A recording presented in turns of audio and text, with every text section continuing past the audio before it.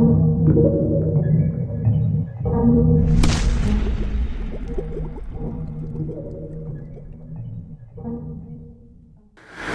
Krishna friends, Vasu astro classes में मैं वासुदेव फिर से आपका स्वागत करता हूं। ज्योतिष की अपनी श्रृंखला को आगे बढ़ाते हैं और इस श्रृंखला में जैसा कि मैं प्रश्नों के बारे में आपसे चर्चा कर रहा हूं, जो मेरे भाई बहनों ने प्रश्न लिखे हैं उनके बारे में आपसे चर्चा कर रहा हूं। तो पिछली श्रृंखला में मैंने कुछ प्रश्न लिए थे, उन प्रश्नों के बारे में आपको जानकारी दी थी। वीडियो को लाइक कीजिए, शेयर कीजिए और सब्सक्राइब कीजिए चैनल को, और वीडियो को ज़्यादा से ज़्यादा शेयर कीजिए ताकि सब तक ये वीडियो पहुंच सके और सभी इस वीडियो का लाभ उठा सकें।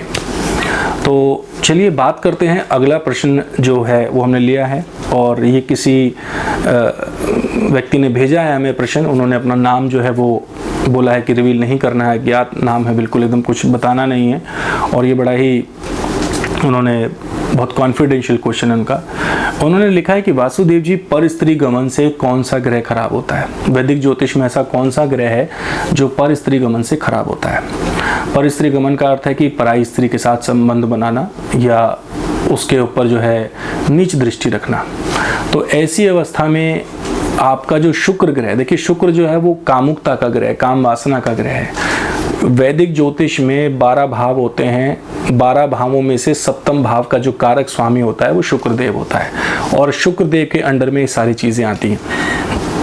जितने भी स्कैंडल्स हैं, जितने भी प्रकार की जो शैया सुख हैं, वो सब शुक्र के अधीन होते हैं, शुक्र के अंडर आते हैं। शुक्रों को दैत्यों का आचार्य कहा जाता है और वो भोग विलास के कारक हैं। तो शुक्र भोग विलास के कारक होने से, कामुकता के कारक होने से, पत्नी के कारक होने से, स्त्री के कारक होने से काम सुख के कारक ग्रह बन जाते हैं। तो शुक्र ग्रह अगर पत्रिका में खराब है, इसको ध्यान देना है। शुक्र ग्रह अगर पत्रिका में खराब है, शुक्र ग्रह पत्रिका में कब खराब होगा? जब शुक्र अपनी नीच राशि, शुक्र की नीच राशि कौन सी होती है? कन्या राशि। कन्या राशि में शुक्र नीच के हो जाते हैं। 27 डिग्री पर शुक्र कन्या राशि में परम नीच अवस्था में आ जाते हैं। शुक्र अगर कन्या राशि में है, नीच के हैं। शुक्र यदि सूर्य से अस्त है, सूर्य के कारण अगर वो अस्त हो चुके हैं, उनमें कोई बल नहीं है, तो शुक्र का विशेष फल आपको नहीं मिलेगा। लेकिन यहाँ दोनों चीज़ों को समझने का प्रयास करना है। शुक्र यदि अस्त है तो उसका प्रभाव अलग होगा, शुक्र यदि नीच के हैं तो उसका प्रभाव अलग होगा। अस्त वाला जो व्यक्ति है उसको स्त्री सुख में शुक्र कमी करते हैं, लेकिन नीच शुक्र वाले व्यक्ति को शुक्र जो है वो सुख, स्त्री सुख में कमी नहीं करेंगे, लेकिन वो ऐसे लोगों के पास भेजने का प्रयास करेंगे जहां से आपको कष्ट बढ़ सकता है, संकट बढ़ सकता है, स्त्री से आपको परेशानी बढ़ सकती है, दुख बढ़ सकता है। तो शुक्र ग्रह आपका नीच अवस्था में होगा। पहली बात तो वही व्यक्ति पर स्त्री गमन की तरफ बढ़ेगा जिसका शुक्र खराब अवस्था में होगा, नीच अवस्था में होगा, खराब अवस्था में होगा, या शुक्र के ऊपर मंगल का प्रभाव होगा, राहु का प्रभाव होगा, केतु का प्रभाव होगा। तो ऐसा ही व्यक्ति जो है उसको हम कह सकते हैं कि जो सेक्सुअली वो इंसान जो है वो सेक्सुअल परवर्जन्स और वो सारी प्रॉब्लम्स उस इंसान को आ सकती हैं और वो अट्रैक्ट हो सकता है दूसरे के प्रति। क्योंकि ऐसी स्थिति में यहाँ पर शुक्र को, क्योंकि आप एक चीज़ देखिए, अगर आपको अपने आप को एक्सपोज करना है तो शुक्र खराब होना बहुत ज़रूरी है। शुक्र जब तक खराब नहीं होगा आप एक्सपोज नहीं कर पाएंगे। अच्छे शुक्र वाले व्यक्ति बहुत बैलेंस्ड लाइफ जीते हैं, अपने जीवन साथी की बहुत रेस्पेक्ट करते हैं, अपनी पत्नी का सम्मान करते हैं और पत्नी के साथ उनके संबंध भी अच्छे होते हैं, किसी तरह की कोई परेशानी नहीं आती। लेकिन इसका अर्थ ये नहीं कि उनके बीच में तनाव नहीं होता, झगड़े नहीं होते, वो एक नॉर्मल चीज़ है, लेकिन फिर भी उनका वैवाहिक जीवन बहुत अच्छा होता है, बढ़िया होता है। तो शुक्र अगर अच्छा होगा तो एक बैलेंस्ड लाइफ जीने का प्रयास करेगा इंसान, स्त्री के साथ एक बैलेंस्ड रिलेशनशिप रखने का प्रयास करेगा, अपने रिलेशनशिप्स में बैलेंस रखने का प्रयास करेगा। लेकिन अगर शुक्र खराब है तो व्यक्ति पर पुरुष या पर स्त्री गमन की तरफ बढ़ता ही बढ़ता है। ये दोनों की पत्रिका की बात कर रहा हूँ, चाहे वो स्त्री है चाहे वो पुरुष है, क्योंकि शुक्र जो है पुरुष की पत्रिका में भी शुक्राणुओं का कारक है, वो भी व्यक्ति की पत्रिका में इन चीज़ों का कारक है। शुक्र अगर नीच का है तो गलत कार्यों में आप लिप्त होते हैं। तो आपको पहले प्रश्न का उत्तर मिल गया कि शुक्र अगर ये खराब होगा, शुक्र या खराब होगा या शुक्र के खराब होने के परिणाम पर स्त्री गमन के कारण आपको मिल सकते हैं।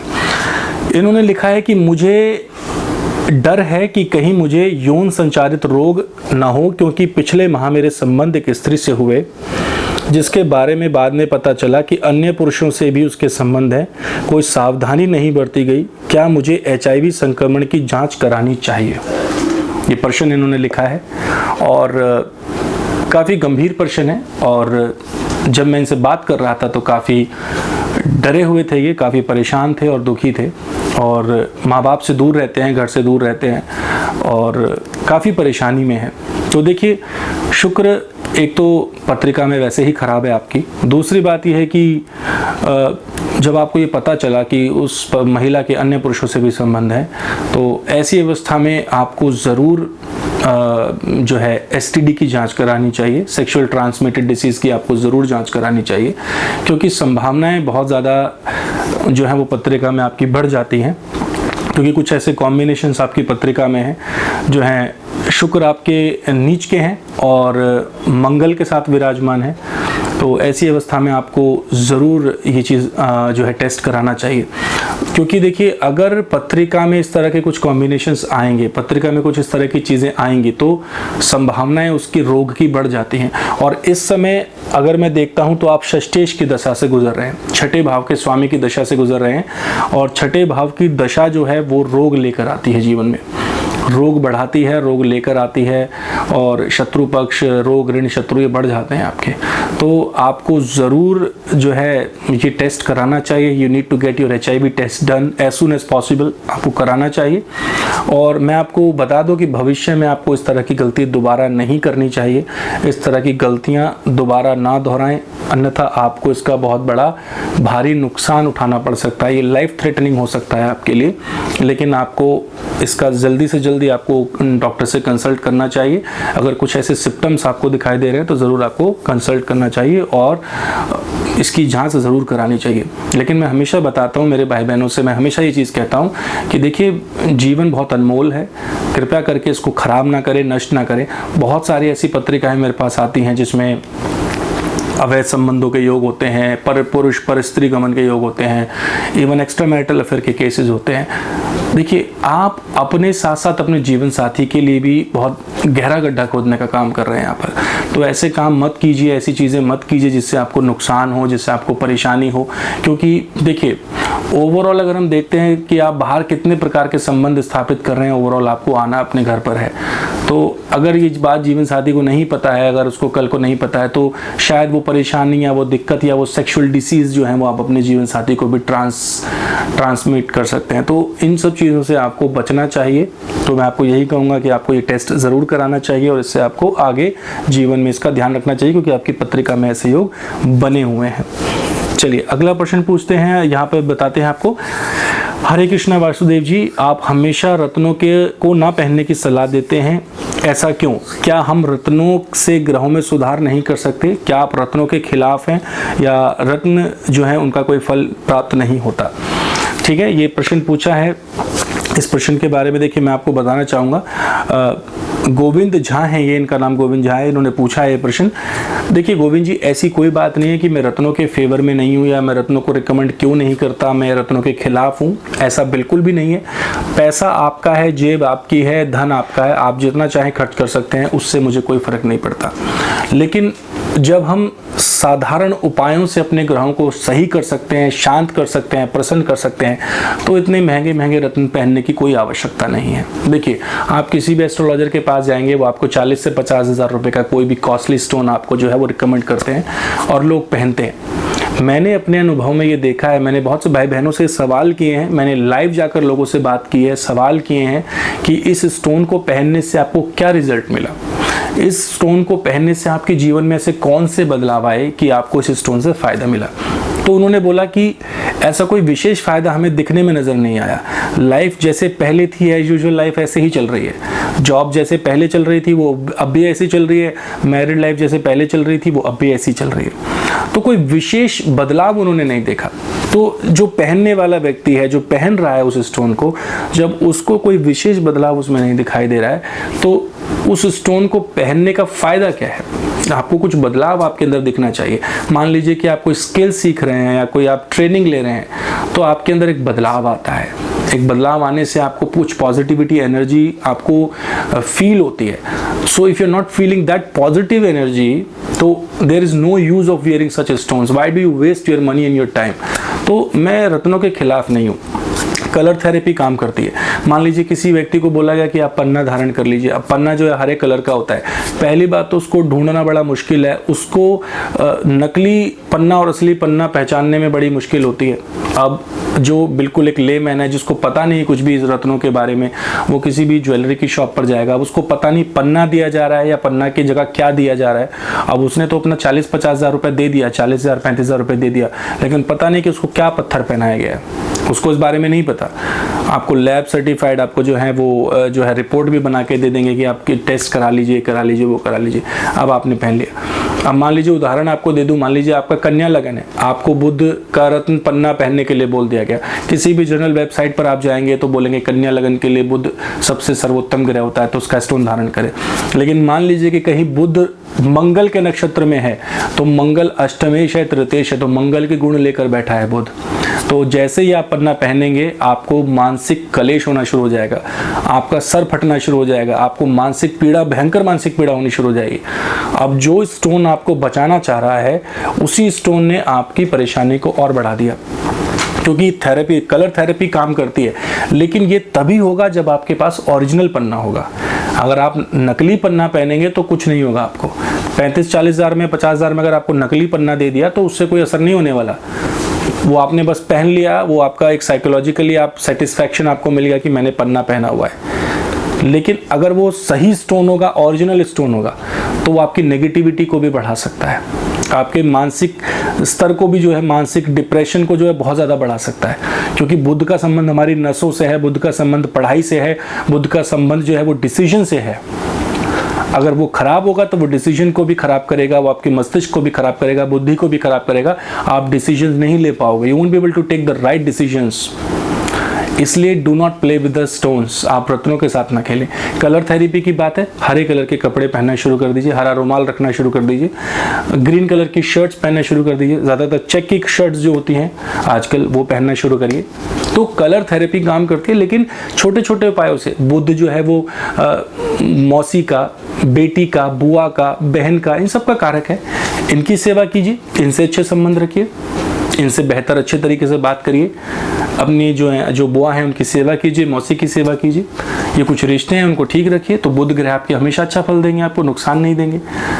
तो इसलिए ग्रहों को रिश्तों से सही करने का प्रयास कीजिए. मैं पहले ही श्रृंखला में बता चुका हूँ, बार बार बताने का प्रयास करता हूँ, फिर बार बार लोग उन सवालों को पूछने का प्रयास करते हैं कि क्या रत्नों के खिलाफ है. मैं रत्नों के खिलाफ नहीं हूँ, क्योंकि मेरा पैसा नहीं जा रहा है, पैसा आपका जा रहा है उसमें. मैं आपको सलाह दे सकता हूँ, ये सलाह मानना ना मानना आपके हाथ में है. चलिए अगले प्रश्न की तरफ बढ़ते हैं. आशा करता हूँ कि आपको इस प्रश्न का उत्तर मिल गया होगा. हरे कृष्ण आचार्य जी, पत्नी के सप्तम भाव में मंगल शुक्र है, पर पुरुषों से संबंध है, क्या तलाक देना ठीक है? 2 बेटे 1 बेटी हैं, क्या करूं? आत्महत्या करने का प्रयास कर चुका हूं, किंतु बच्चों के कारण रुक जाता हूं, उपाय बताइए, क्या करूं? देखिए, ऐसे प्रश्न जब सुनता हूं तो बहुत दुख होता है. और इसलिए दुख होता है क्योंकि कलयुग में इतना ज़्यादा, देखिए राहु का प्रभाव इतना बढ़ चुका है कलयुग में.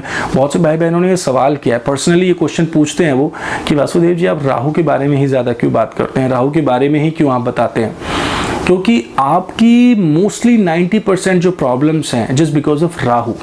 आपकी 90% जो कंसर्न्स है ना लाइफ में, वो राहु की वजह से है.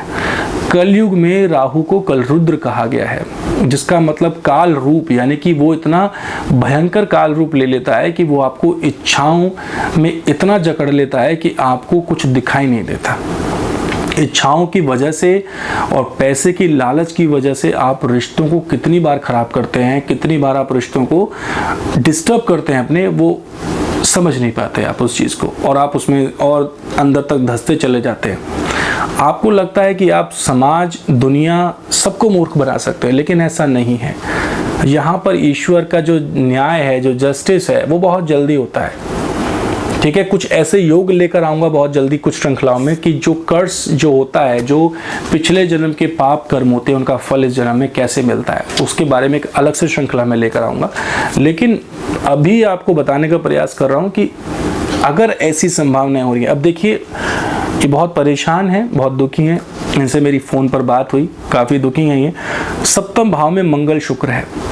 मंगल शुक्र की युति सप्तम भाव में हो, मंगल शुक्र की युति अष्टम में हो, द्वादश भाव में हो, लगन में हो, चतुर्थ में हो, चाहे वो स्त्री है चाहे वो पुरुष है। अब देखिए, मंगल हमें देखना है। अगर किसी स्त्री के चरित्र की बात करें, अगर किसी के स्त्री के व्यवहार की बात करें, तो मंगल देखना बहुत ज़रूरी है। मंगल यदि शुभ ग्रहों से प्रभावित होगा तो स्त्री चरित्रवान होती है, पतिव्रता होती है, अपने पति के प्रति संपूर्ण समर्पित होती है। लेकिन अगर मंगल खराब होगा, मंगल वीक होगा, मंगल पर अशुभ ग्रहों का प्रभाव होगा, मंगल शुक्र के साथ होगा। अब शुक्र जो है वो नेचुरली अगर देखा जाए तो शुक्र जो है वो काम वासना का कारक है और मंगल जो है वो उत्तेजना का कारक है, एक्साइटमेंट का कारक है। अगर दोनों एक साथ होंगे तो पर पुरुषों की तरफ आसक्ति बढ़ेगी और पर पुरुषों की तरफ आसक्ति बढ़ने से अवैध संबंध स्थापित होते हैं। तो ऐसी स्थिति में अगर सप्तम भाव में मंगल शुक्र की युति है तो ये संभावनाएं बढ़ जाती हैं।